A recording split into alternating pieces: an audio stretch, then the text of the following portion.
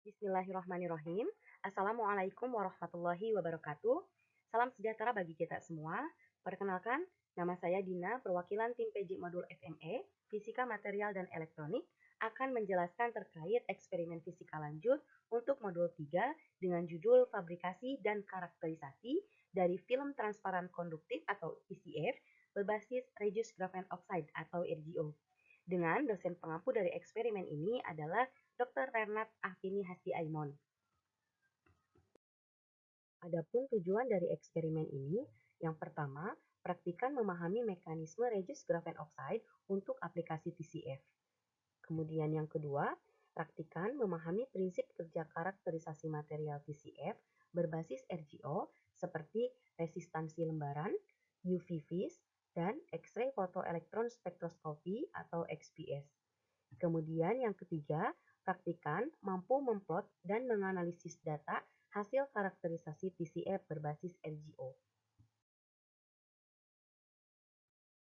Kemudian selanjutnya adalah alat dan bahan yang digunakan untuk fabrikasi maupun karakterisasi seperti yang adik-adik lihat pada slide dan modul tentunya. Selanjutnya yaitu prosedur keselamatan. Ada persiapan sebelum eksperimen dan prosedur keselamatan praktikan. Untuk persiapan sebelum eksperimen, yang pertama adalah mencari dan pahami MSDS setiap bahan material yang akan digunakan. Pada eksperimen terkait fabrikasi TCF berbasis RGO, tentunya akan berkaitan dengan bahan material. Nah, sebelum melakukan eksperimen, adik-adik tentunya harus mencari dan memahami MSDS dari setiap bahan material yang akan digunakan sebelum melakukan eksperimen. Di sana kita akan mengetahui jenis material, cara penggunaan, dan lain sebagainya. Kemudian yang kedua, yaitu pahami SOP eksperimen dan SOP penggunaan alat karakterisasi. Kemudian yang ketiga yaitu siapkan minimal 1 buah laptop untuk pengolahan data hasil karakterisasi. Masuk ke prosedur keselamatan praktikan. Yang pertama, gunakan alat pelindung diri seperti jas lab, sarung tangan, masker, dan gunakan sepatu saat eksperimen. Yang kedua, pastikan lingkungan tempat melakukan proses fabrikasi dan pengukuran dalam keadaan bersih, keadaan listrik stabil, kondisi keamanan terjaga, dan bahan kimia yang digunakan harus tepat. Kemudian yang ketiga, pengukur harus mengetahui karakteristik sampel yang akan diukur untuk mengantisipasi hal lain yang dapat terjadi saat proses pengukuran. Kemudian yang keempat, menutup kupet holder saat melakukan pengukuran untuk menghindari paparan radiasi UV, khususnya untuk karakterisasi UV vis. Kemudian yang kelima, jika instrumen ini tidak bekerja sebagaimana mestinya, jangan mencoba-coba melakukan pengukuran. Diskusikan terlebih dahulu dengan asisten. Kemudian yang keenam, pada saat karakterisasi resistansi lembaran, pastikan arus yang diberikan pada sampel sesuai dengan yang dituliskan pada langkah eksperimen.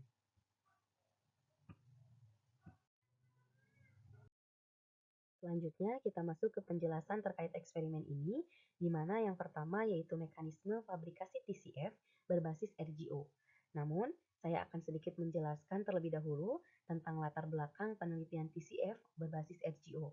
Berawal dari perkembangan penelitian terkait grafen atau grafena yang memiliki sifat-sifat yang luar biasa dan tentunya menarik, dua di antaranya yaitu konduktivitas dan transparansi yang tinggi.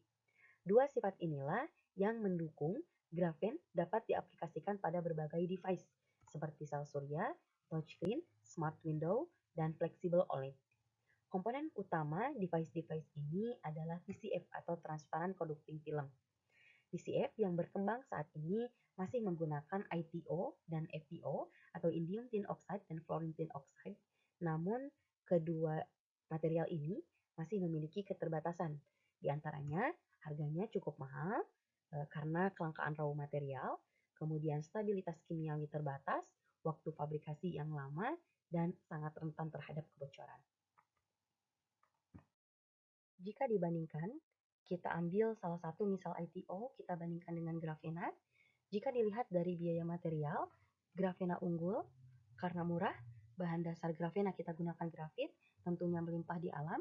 Namun biaya fabrikasi dari grafena dilihat dari perbandingan ini cukup mahal.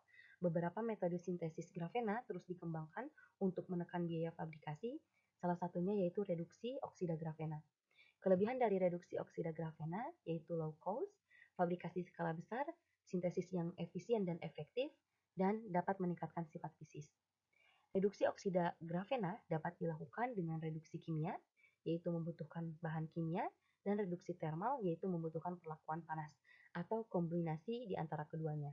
Berikut adalah ilustrasi reduksinya, di mana grafit disintesis menjadi oksida grafena.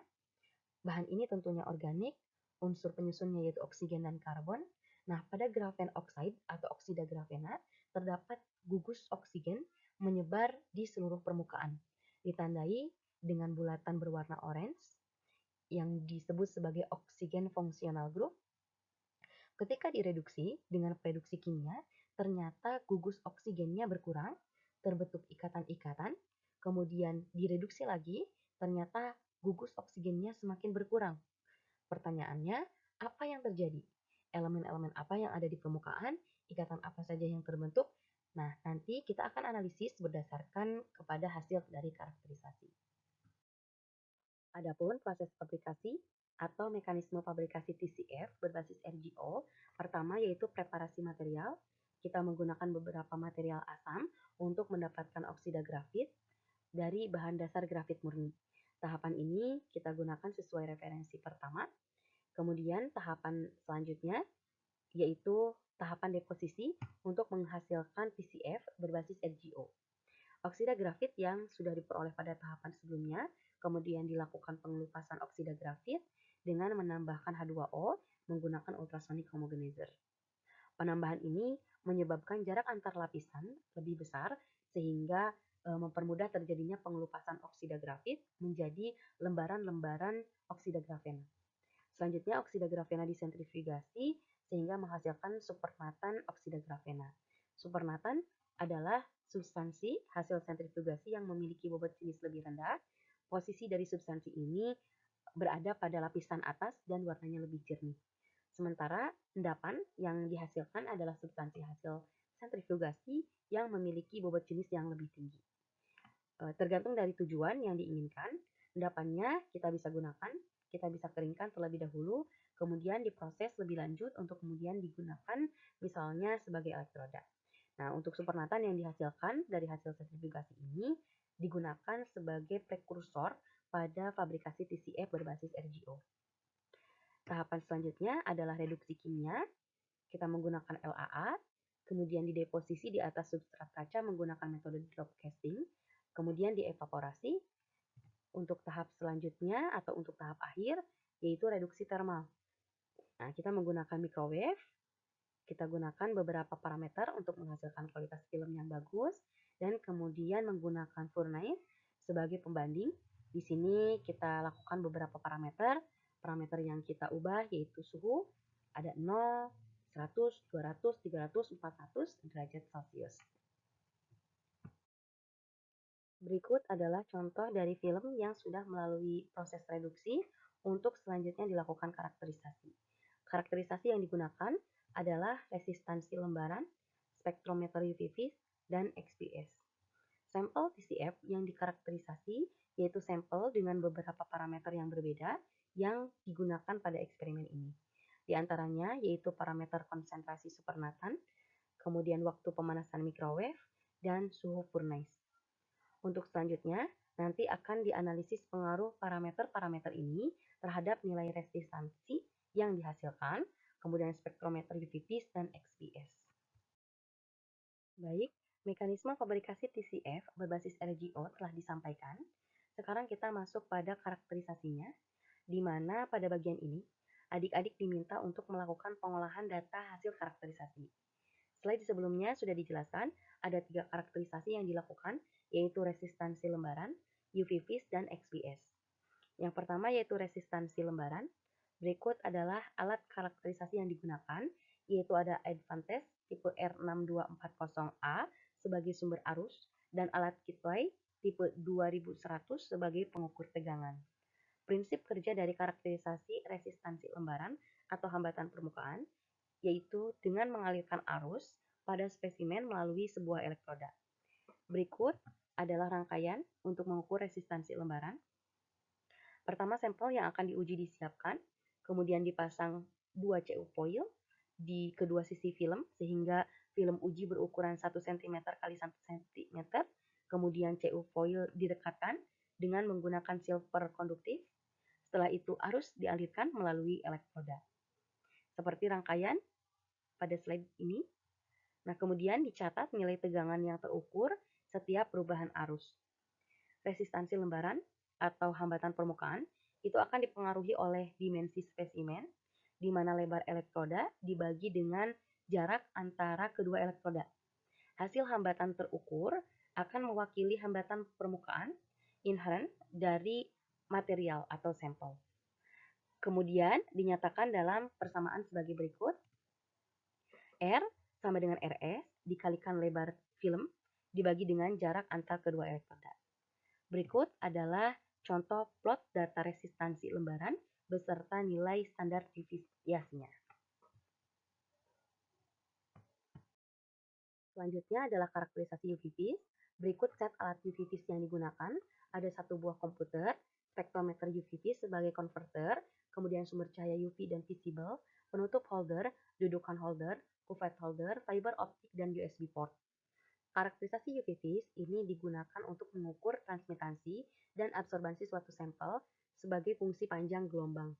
Secara matematik, hubungan antara transmitansi atau absorbansi terhadap intensitas radiasi atau konsentrasi zat yang akan dianalisa dan tebal benda yang mengabsorb dinyatakan sebagai berikut, di mana T adalah persen transmitansi, kemudian I0 adalah intensitas radiasi yang datang, IT adalah intensitas radiasi yang diteruskan, kemudian C adalah konsentrasi, B adalah tebal larutan, dan A adalah absorbansi. Prinsip kerja dari spektrometer UV vis secara sederhana adalah sinar atau cahaya dilewatkan melalui sebuah wadah atau cuvette yang berisi sampel bisa larutan atau padatan seperti kaca, di mana akan menghasilkan spektrum dengan panjang gelombang dari 200 nanometer hingga 800 nanometer. Pada karakterisasi TCF berbasis RGO ini, transmitansi atau transparansi yang kita observasi yaitu di panjang gelombang 550 nanometer. Berikut plot data transmitansi atau transparansi beserta nilai standar deviasinya. Karakterisasi yang ketiga yaitu X-ray photoelectron spectroscopy, di mana mekanisme proses dari XPS ini yaitu ketika sebuah material disinari oleh foton dengan energi tertentu, maka elektron-elektron yang terikat pada kulit atom akan terlepas dan memiliki energi kinetik. Hal ini disebabkan oleh energi dari foton yang melebihi energi ikat elektron, sehingga terbentuklah elektron yang tereksitasi. Rumus fotoelektron adalah H sama dengan KE ditambah BE, di mana KE adalah kinetic energy dan BE adalah binding energy. Energi yang digunakan pada XPS itu ada Mg, K alpha, dan Al K alpha. Pada eksperimen ini kita menggunakan Al K alpha dengan panjang energi 1486,6. Kemudian selanjutnya adalah sistematika sederhana dari instrumentasi XPS. Ada X-ray gun, kemudian sampel, kemudian photo-emitted electron, kemudian analyzer, dan elektron detektor. Kemudian selanjutnya ada setup dari alat XPS.